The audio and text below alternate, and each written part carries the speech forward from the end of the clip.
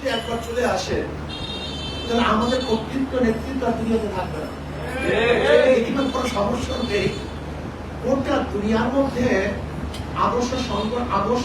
আদর্শের যে সংজ্ঞা, এই আদর্শের সংজ্ঞা চলতেছে ইসলাম আদার্স। ওরা ভাবতেছে গোটা দুনিয়া আজকে হোক কালকে হোক ইসলামের আদর্শ আবার সবাই গ্রহণ করবে এবং গোটা দুনিয়া ইসলামিস্টরা দখল করে নিবে। এই যে ওদের ভাবনা, ওদের চিন্তা। এই কারণে ওরা ইসলামের উপর অপবাদ দেয়, ইসলামকে দমন নিপীড়নের যত কৌশল আছে সমস্ত কৌশল গ্রহণ করে। কিন্তু আমি ওদেরকে বলতে চাই, তোমরা কি চাও? তোমরাও তো চাও হিউম্যান রাইটস, তোমরা কি চাও? মানুষের অধিকার ফিরিয়ে দিতে চাও, তোমরা মানুষের মুক্তি চাও, কল্যাণ চাও, দুনিয়ার কথা মানতে। আজকে বাংলাদেশে ইসলামী আইন অনুযায়ী এই 53 বছর চলে নাই, চলছে কোন আইন অনুযায়ী? ধরেন আমাদের সংবিধানের 4টা মূল নীতি, সেটা কি? জাতীয়তাবাদ, ধর্মনিরপেক্ষবাদ, গণতন্ত্রবাদ, সমাজতন্ত্রবাদ। আমি আমাদের উপস্থিত জনগণকে প্রশ্ন করতে চাই, জনতাকে প্রশ্ন করতে চাই, এই 4 মূল নীতির ভিত্তিতে 53 বছর রাষ্ট্র চলছে, তাতে আমরা শান্তি পেয়েছি, মুক্তি পেয়েছি? তাহলে এটা ব্যর্থ। এটা ব্যর্থ। যদি ব্যর্থই না হবে তাহলে বারবার কেন আন্দোলন করেছি, বারবার কেন সংগ্রাম করেছি? 71-এর পরে 75-এ আপনারা কেন এই কাজ করেছিলেন? যে শেখ সাহেব এক সময় দেশের লিডার ছিল, নেতা ছিল, তার বিরুদ্ধে আপনারা কেন দাঁড়াবেন? 75-এর পরে আমার যখন জিয়াউর রহমান মোটামুটি মাঝখানে কেউ গেছে, যখন জিয়াউর রহমান সাহেব মোটামুটি কাজ শুরু করছেন, আবার তাকে কেন হত্যা করবেন? যদি 53 বছরে এই 4 মূল নীতি আপনাদেরকে শান্তি দিতে পারে, তাহলে ইরশাদ সাহেবের বিরুদ্ধে কেন আন্দোলন করবেন? যদি 4 মূল নীতি আপনাকে শান্তি দিতে পারত, ইরশাদের পরে আবার যারা ক্ষমতা আসছে তাদের বিরুদ্ধে কেন আন্দোলন করবেন, কেন সংগ্রাম করবেন? যদি 4 মূল নীতি মানুষকে মুক্তি দিতে পারত, শান্তি দিতে পারত, মানুষের আশার আকাঙ্ক্ষা পূর্ণ করতে পারত, তাহলে 2024-এর 5ই আগস্ট আমরা কেন মুক্তি হলাম, কেন দ্বিতীয়বার স্বাধীন হলাম? এর কারণটা কোথায়? এর দ্বারা আমরা বুঝতে পারি নিশ্চিত ভাবে যে আদর্শ ভিত্তিতে দেশ চলছে, সে আদর্শ মানুষকে শান্তি দিতে পারে না, মুক্তি দিতে পারে না। এমন এক আদর্শ নীতি অ্যাপ্লাই করতে হবে যে আদর্শ নীতি অনুযায়ী চলবে ইনশাআল্লাহ মানুষ মুক্তি পাবে, মানুষ শান্তি পাবে। সে আদর্শ হলো ইসলামী আদর্শ, সে নীতি হলো ইসলামের নীতি। ইসলামী দুনিয়া ভুলে যান। ইসলাম কারোর উপরে জোর করার জন্য আসে নাই। ইসলাম কি বলছে? লা ইকরাহা ফিদ্দীন, দ্বীনের মধ্যে বাড়াবাড়ি নেই, চাপাচাপি নেই। এর জন্য 71-এর পরে যখন আমাদের বাড়িতে হিন্দুরা এসেছিল কলেমা পড়ার জন্য দাদাজানের কাছে, দাদাজান বলছেন এখন না, দেশ শান্ত হোক, দেশ ঠিক হোক, এর পরে যদি তোমাদের ইসলাম গ্রহণ করতে মনে চায় তখন করিও, এখন তোমরা এখানে থাকো, তোমরা আমাদের মাদ্রাসায় থাকো, আমাদের বাড়িতে থাকো। তাদের জন্য আমরা মাদ্রাসা খুলে দিয়েছিলাম, সমস্ত হিন্দুরা মাদ্রাসায় ছিল, তাদের খাওয়ার ব্যবস্থা আমরাই করেছি। কিন্তু ইসলাম ইসলাম জোরাজুরি করে না। যুদ্ধের ময়দান ভিন্ন জিনিস, এখানে আমাদের বিষয়টা বুঝতে ভুল হয়। একটা যুদ্ধের ময়দান আর স্বাভাবিক পরিস্থিতি। যুদ্ধের ময়দানে যে আপনার অ্যাগনিস্টে চলে আসবে তার বিরুদ্ধে আপনি যুদ্ধ করবেন, কিন্তু যে ব্যক্তি ময়দানে আপনার সাথে রুখতে আসবে না, এখন ইসলামের মধ্যে তাদের ঘর বাড়ি, তাদের গির্জা, তাদের মন্দির ভাঙ্গার কোনো আইন আছে কিনা, অনুমতি আছে কিনা? কোন আইন নেই, কোন অনুমতি নেই। কাজী ইসলাম সম্পর্কে আমাদের অনেকেরই বুঝা নেই, বুঝ নেই, জানা নেই।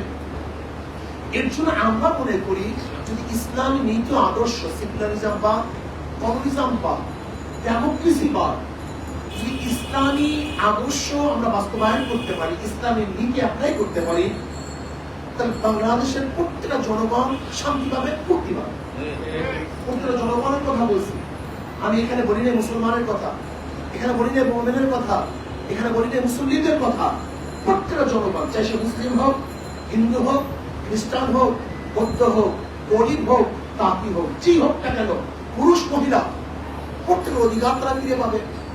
এখানে একটা কথা মনে রাখতে হবে, আমরা অনেকেই বলি সমান অধিকার, পুরুষ এবং মহিলা সম অধিকার। এটা ভুল মেসেজ। আমরা সম অধিকার চাই না, ন্যায্য অধিকার চাই। কি চাই ভাই?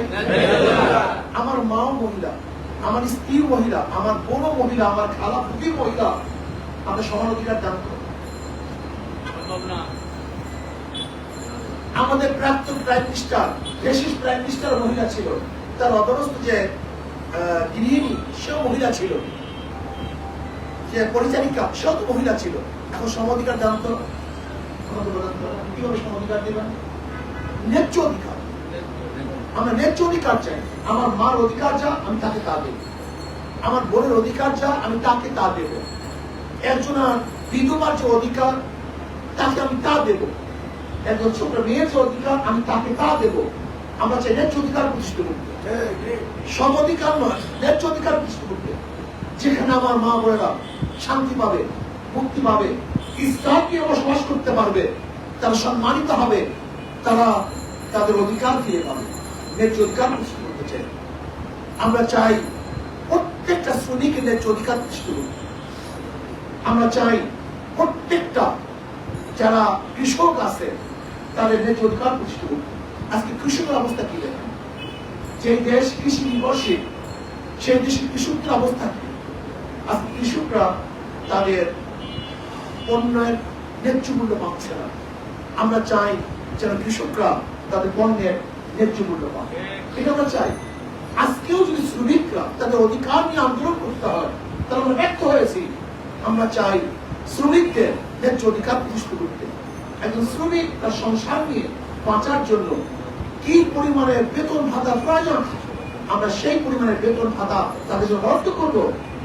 আমরা চাই একজন মধ্যবিত্ত মানুষ কিভাবে বসবাস করতে পারে সেই ব্যবস্থা করতে। আজকে কারেন্ট বিল, গ্যাস বিল, পানি বিল, ঘর বিল দিতে দিতে একজন মানুষ হয়রান হয়ে যায়, পেরেশান হয়ে যায়। আমরা চাই যে বাংলাদেশে যারা বসবাস করবে তাদের কোনো অবস্থাতেই দুঃখ এবং কষ্ট না থাকে, সবাই যেন সংসার নিয়ে, ছেলে মেয়ে নিয়ে, স্ত্রী নিয়ে, বাপ মা নিয়ে আনন্দ জীবন যাপন করতে পারে সেই ব্যবস্থা আমরা করবো। করবেন কিভাবে? একেবারেই সহজ, কঠিন কিছু না। আমাদের দেশের সবচেয়ে বড় সমস্যা নাকি এটা আগে চিহ্নিত করেন। আমাদের দেশের বড় সমস্যা হলো দুর্নীতি। সমস্যাটা ভাই দুর্নীতি। আমাদের দেশে শিক্ষিতের অভাব নেই, আমাদের দেশে টাকার অভাব নাই, আমাদের দেশে কোনো কিছুর অভাব নাই। আমাদের দেশের সবচেয়ে বড় অভাব হলো আদর্শ নীতিবান লোকের, আদর্শ চরিত্রবান লোকের অভাব। আজকে আমাদের সবচেয়ে বড় মহামারী আঘাত আরোপ করেছে দুর্নীতি। যদি দুর্নীতি মুক্ত দেশ করতে পারি তাহলে আমরা সবাই সুখে শান্তিতে বসবাস করতে পারবো। আজকে দেখেন তো গোটা বাংলাদেশের টাকাগুলি কয় পরিবারের কাছে, কয় জনের কাছে টাকাগুলি আছে। আজকে যে ধনাঢ্য ব্যক্তিরা লোন নিয়েছে সে যদি বাংলাদেশের নাগরিক হিসাবে লোন পায়, ব্যাংকে থেকে টাকা পায়, আমিও তো বাংলাদেশের নাগরিক, আমি কেন পাচ্ছি না? একজন রিক্সাওয়ালাও তো বাংলাদেশের নাগরিক, সে কেন পাবে না? একজন শ্রমিক তো বাংলাদেশের নাগরিক, সে কেন পাচ্ছে না? সে অবহেলিত কেন? বলতে পারবেন যে সে তো টাকা ফেরত দিবে না। আমি প্রশ্ন করব, আপনি দেখুন আজকে যারা অল্প ঋণ নেয় তাদের টাকার ফেরতের পরিমাণ সবচেয়ে বেশি, কিন্তু যারা হাজার কোটি টাকা ঋণ নেয় তার ঋণ খেলাপি সবচেয়ে বেশি। এদেশের গরিব, শ্রমিক, মজদুর, ছেলে, তাঁতি, কুলিরা, ঋণ খেলাপিরা, বরং যারা হাজার হাজার কোটি টাকার মালিক তারাই ঋণ খেলাপ। ওরা আত্মসাৎ করেছে, ব্যাংক লুটপাট করেছে, চুরি ডাকাতি করেছে। অথচ আমরা যদি ব্যাংকের থেকে আমাদের ভাইদেরকে, আমাদের বোনদেরকে ঋণ প্রদান করতে পারতাম, সুদ মুক্ত ঋণ, সুদবিহীন ঋণ, কর্জে হাসানাত প্রদান করতে পারতাম। যে রিক্সার প্রয়োজন, ইসলামী আন্দোলন বাংলাদেশ ইসলামী অর্থনীতি অ্যাপ্লাই করলে সেই রিক্সাওয়ালাকে ঋণ দিয়ে, সুদমুক্ত ঋণ দিয়ে তাকে রিক্সা কেনার ব্যবস্থা করে দিবে। যেই বিধবা খেতে পারে না তাকে কর্মসংস্থান দিয়ে তার খাওয়ার ব্যবস্থা করে দিবে। যে মিসকিন এবং ইয়াতীম চলতে পারে না, ফিরতে পারে না, ইসলামী আন্দোলন বাংলাদেশ ইসলামী অর্থনীতি অ্যাপ্লাই করে ওই মিসকিন এবং ইয়াতীমের চেম্মা সরকার গ্রহণ করবে। আজকে যারা যেখানে চিকিৎসাহীন করতেছে, যদি ইসলামী অর্থনীতি অ্যাপ্লাই করতে পারি তাহলে ওই গরিব দুঃখী বৃদ্ধ মানুষের চিকিৎসা ব্যবস্থা রাষ্ট্র গ্রহণ করবে। তার মানিটা কি হলো? তার মানি হলো ইসলামী আন্দোলন ক্ষমতায় গেলে তারা নিজের এবং নিজের দল নিয়ে চিন্তা করবে না, জনগণ নিয়ে চিন্তা করবে, জনগণের মুক্তি কামনা করবে। আজকে এই 53 বছর যারা যখন ক্ষমতায় গেছে জনগণ নিয়ে চিন্তা করে নাই, বরং নিজ এবং নিজের দল নিয়ে চিন্তা করছে। ইসলামী আন্দোলন বাংলাদেশ যদি ক্ষমতায় যায়, ইসলামকে যদি ক্ষমতায় নেন, তার হবেটা কি? হবে হলে এই দেশের জনগণের টাকা নিয়ে ব্যবসা করবে না। আজকে ট্যাক্স ভ্যাট নিয়ে আমরা ব্যবসা করি। যেরকম এই ফ্লাইওভারের উপর থেকে যাই, সেখানে কন্ট্রাক্ট দিয়েছি কোন এক কোম্পানিকে, সেই কোম্পানি আমাদের টাকা দিয়ে ব্যবসা করবে, সেখানে লাভবান হয়। পুরো রাস্তাটা ধ্বংস করে ফেলেছে, এমন ফ্লাইওভার করেছে শুধু টাকা নেওয়ার জন্য। আপনি দেখেছেন নিচের রাস্তা সব নষ্ট করে ফেলেছে। অথচ জাপান ডিজাইন করছে রেল লাইনের, মেট্রো রেলের, কোন জায়গা নষ্ট হয়েছে? কোন জায়গা নষ্ট হয়নি। কিন্তু দেখেন আমাদের দেশের ডিজাইনাররা যে ফ্লাইওভার গুলো ডিজাইন করছে, নিচের থেকে সমস্ত রাস্তা নষ্ট করে ফেলেছে। এটা হলো এই দেশের জন্য করে নেই, ওরা ব্যবসার জন্য করেছে। আপনি দেখবেন গাড়িগুলি যেন নিচে থেকে যেতে না পারে, এর জন্য এমন প্ল্যান করছে, সরু রাস্তা করেছে। আর ওরা যেন টাকা নেওয়ার জন্য, টোল নেওয়ার জন্য এমন ভাবে রাস্তা করেছে যেখানে করতে বাধ্য হয়েছে। তার মালিকটা মানি হলো রাষ্ট্রের প্রত্যেক জায়গায় জনগণের স্বার্থ দেখা হয়নি, ব্যবসার স্বার্থ দেখা হয়েছে। আপনি দেখুন আজকে বাংলাদেশের সরকারের অধীনে ভালো হসপিটাল নেই, হসপিটাল নেই। যে হসপিটালগুলি বাংলাদেশের সরকারের অধীনে আছে সেটা চিকিৎসা করার মতো পরিবেশ নেই। কেন?